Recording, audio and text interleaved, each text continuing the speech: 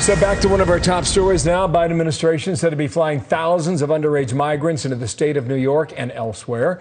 New York Post reports about 2,000 have been flown from Texas into the state since August, then transferred to buses to different parts of the state. I want to bring in Texas Republican Senator Ted Cruz to talk about this. And Senator, good morning to you. You've got something you're proposing today I'll get to in a moment here. But Governor Ron DeSantis, apparently there was a flight into Tallahassee as well a month or two ago.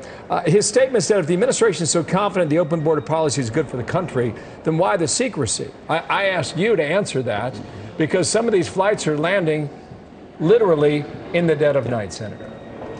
Well, their entire political strategy is based on secrecy. What is happening at our southern border is an absolute tragedy. We've had over 1.3 million people cross illegally. We're on a path to have over 2 million people cross. And Joe Biden and Kamala Harris caused this, and their entire strategy is ignore it, and they're counting on the corrupt corporate media to ignore it as well. So of course they fly in the middle of the night because they have no defense. Every Democrat who for 4 years said kids in cages, the Biden cages are bigger and they're more full than we have ever had in this country, and not a single Democrat cares. It is an absolute disaster. And I got to tell you, my home state of Texas is bearing the brunt of this catastrophe that is unfolding because of political decisions made by Joe Biden and made by Kamala Harris.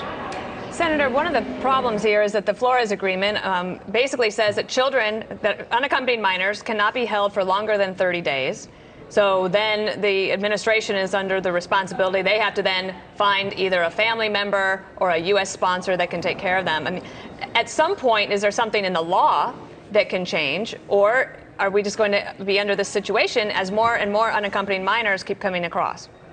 So there absolutely is something in the law that could change. I introduced legislation that would expedite review for people who came here, that would keep families together, so you wouldn't separate families, but it wouldn't do catch and release. It wouldn't release them. Instead, it would provide for 500 new immigration judges who would immediately adjudicate asylum claims. That's the way the rule of law is meant to work. Right. And even more fundamentally, we know how to solve this problem, which was the Remain in Mexico agreement. That's what President Trump negotiated with the government of Mexico. Last year, we had the lowest rate of illegal immigration in 45 years. It worked.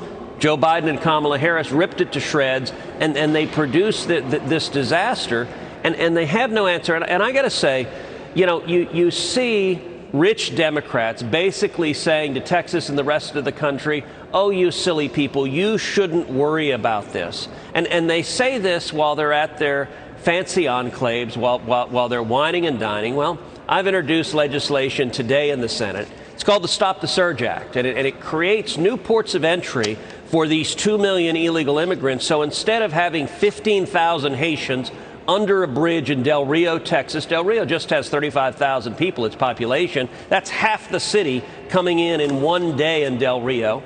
Well, what my bill does is it designates new ports of entry, like Palo Alto, California, like St. Helena, California, like Yountsville, California, like Greenwich, Connecticut, like Rehoboth Beach, Delaware, like Cambridge, Massachusetts, Martha's Vineyard, Block Island, Rhode Island, Governor's Island, Scarsdale, New York, North Hero, Vermont, and Nantucket. So rich Democrats can be sitting there and suddenly see 10, 20, 30, 50,000 illegal immigrants like we're seeing in Texas on a daily basis. And I can just envision them in Nantucket sipping a martini going, oh, goodness, they want to come to our clubs. They would be horrified, but they need to face the disaster of their policies and the humanitarian misery they're causing.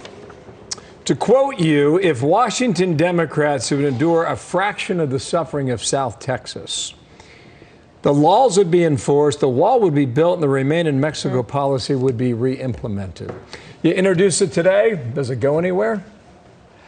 Look, the Democrats aren't going to move it because they're perfectly happy being hypocrites. These are the same people who, at President Obama's birthday party, take off their masks and party like it's 1999.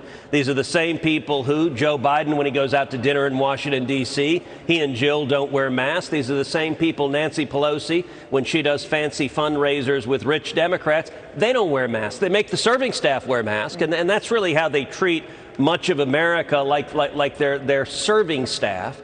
You know, it is Joe Biden needs to come to the southern border and see it firsthand. Kamala Harris, our border czar, come to the Rio Grande Valley. You know, Bill Dana, a few weeks ago, I did roundtables in South Texas with ranchers and farmers and sheriffs and law enforcement and elected officials. Virtually all of the elected officials in South Texas are Democrat. Historically, it's been a Democratic part of the state. Almost to a person, the elected Democrats looked at me and said, listen, if my party is for open borders, I can't be with them. Nobody can defend this disaster if they see it, which goes back to your opening question, Bill. Why do they do it in the middle of the night? Because they can't defend it, and their only strategy is hide it from the American people. Senator, thank you for your time. Thank you. Great to have you. Thank you. And a Prince reference. I mean, amazing.